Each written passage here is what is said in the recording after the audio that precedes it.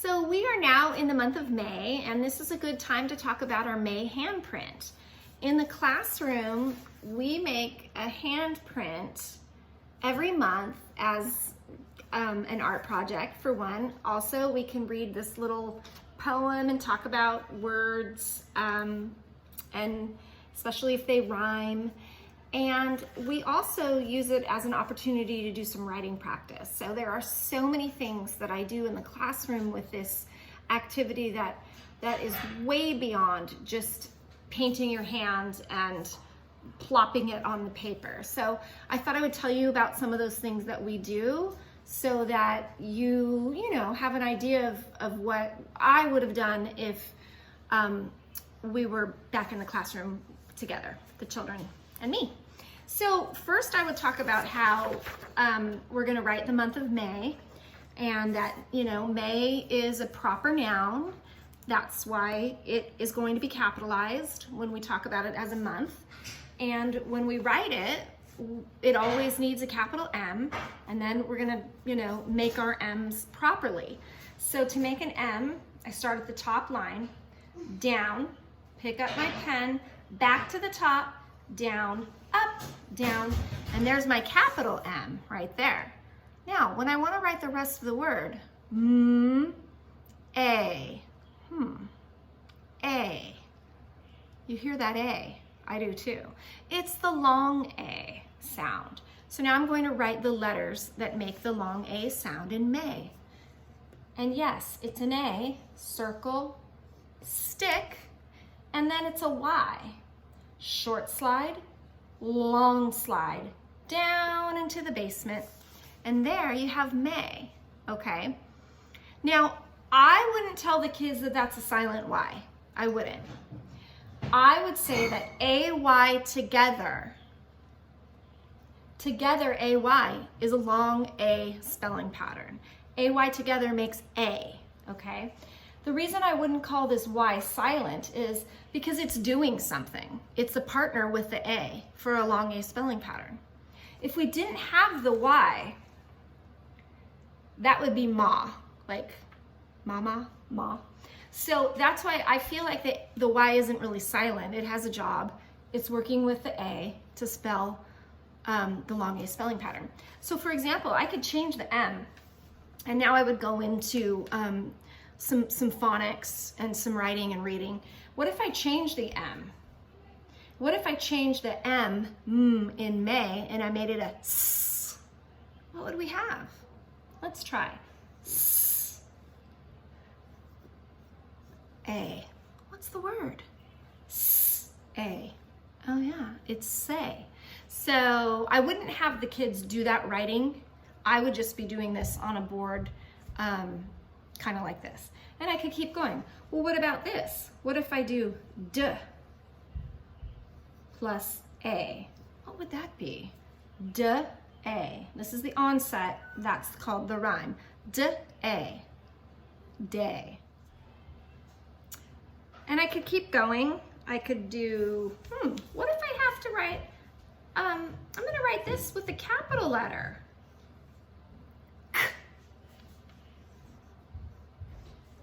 A. What's that? K, A, K. Right. But why did I write a capital K? Oh, because K is a name. Exactly. So that's kind of how I would build in some spelling, phonics, reading, all of that before we even do our handprint, okay? And that's gonna come next. Okay, so here we are. We're ready to do the handprint, right, Kate? Okay. First, you notice we're wearing our warm fuzzy necklaces. We're feeling very warm and fuzzy about working together, so that's always a good thing. When we do our handprint, the first thing we do is we look at our work and we look at our writing and we make sure it's correct before we go over it with black crayon, right? So, Kate, I've got a little bit of a problem with your writing, but don't panic and don't overreact, because when the teacher or your mom or dad or your babysitter or somebody tells you that you need to fix your work, you just say, okay, right? It's no biggie. Nobody expects you to be perfect the first time. So instead of me telling you the mistake you made, I'm gonna let you look at your work again. And I want you to see if you can figure out what you need to fix. All right, first take a look and see if you can figure out what Kate did wrong. All right, Kate, what do you think you did wrong with your writing? I think I put the Y too high up above the, I don't know what that's called. The dotted line? The dotted line. She is right. You didn't start the Y in the right spot. And you know what? Her Y didn't go down into the basement. So you're gonna try it again, right? You're gonna turn your mistake into something great. All right, let's do that. Okay, Kate, it's time to fix that Y. What are you gonna do? First, I'm going to erase it. Yes, you are. And then I'm gonna do the short slide, the long slide into the basement. Very good. Thank you, Kate. You're right. Now, you are ready to go over it with black crayon, and I'm seeing that you are doing pinchy pinchy, and Kate is our lefty, one of the lefty. Oh dear. No, that was right. Sorry. You're right. I'm 13 years old. I know how to spell. No, I thought you started to form the M correctly. I got a little worried, but you did a beautiful job. Okay, so this handprint is one of the more complicated ones. What we are going to do is make a sunflower. So what I would say we should start with is kind of thinking about the size of your child's palm of their hand and just kind of eyeballing the size of it. So I'm just kind of eyeballing Kate's hand. Okay, move your hand out of the way. And then what I'm going to do is I'm going to make a circle that would be kind of about the size. You know, that's a little smaller than the palm of her hand, but that'll do. Normally we would do brown paint in the palm of the hand, but I didn't send brown paint. I didn't have brown paint to send you. So we're just gonna go with a brown crayon here. And then what we're gonna do is we're going to take her fingers and we are going to paint her fingers our dark yellow color. And what I did to make the yellow was I took yellow paint and I added a couple drops of orange to it so that it would be a nice dark yellow, because we want it to be a nice dark kind of yellowish orangish like a sunflower. So that's next. Okay, before I paint Kate's hand, we made a brown circle here, and there's a couple things you could do. If you have brown paint, you could just paint the palm of the hand brown, okay? And then you'll do the fingers like I'm gonna show you. If you don't have brown paint, just go for the brown circle. Or another option you could do is make a circle and you could glue dirt on there. That's kind of cool if you put a whole coating of white paint and then sprinkle dirt. That's kind of fun. Or even white glue? Yeah, like if you put white glue, not like glue stick, white glue. Yeah. You know, school glue, and then sprinkle dirt. That's kind of a cool idea. Or maybe if you have some brown glitter or gold glitter, that would be a cool way to do that circle. I've even done this where I've glued sunflower seeds in the middle of it. That's kind of cool too. So we're gonna go with the brown circle for now, okay? What you're going to do is you're going to paint the fingers with the yellow. And you wanna use your thick paintbrush, not your watercolor paintbrush, but the thick paintbrush, okay? And I'm gonna do her fingers, nice and pretty good, you know, a good coat of yellow paint, okay? These are gonna be the little leaves, all right? All right, now I'm gonna move the camera so we can put it down. All right, so we're gonna try to put your palm where that circle is. Flat. Okay, lift up. Oh, that's pretty good. Then we can turn the paper, get more paint. Right. And you can see why I made the paint darker, because we want it to be darker than the yellow paper.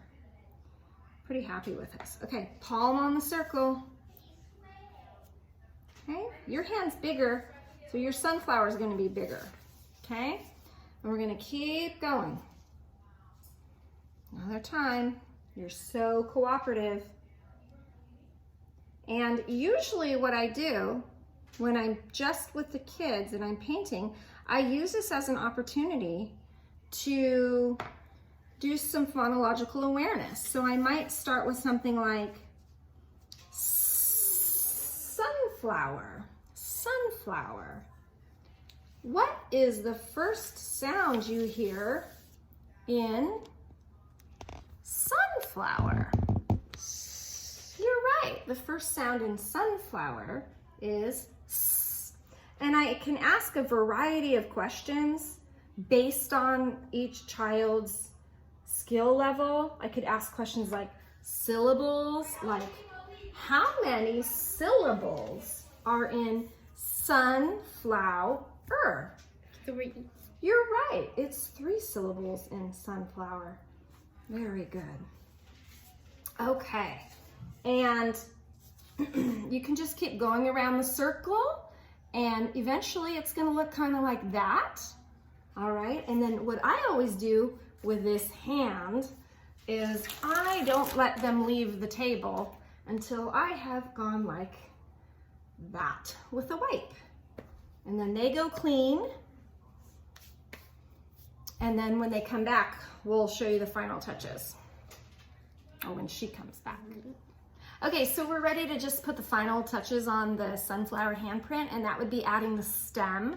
It looks really good right now. And remember, this is just kind of fun. It doesn't have to look exactly like a sunflower. It's, you know, using your hand. So it's, use your imagination.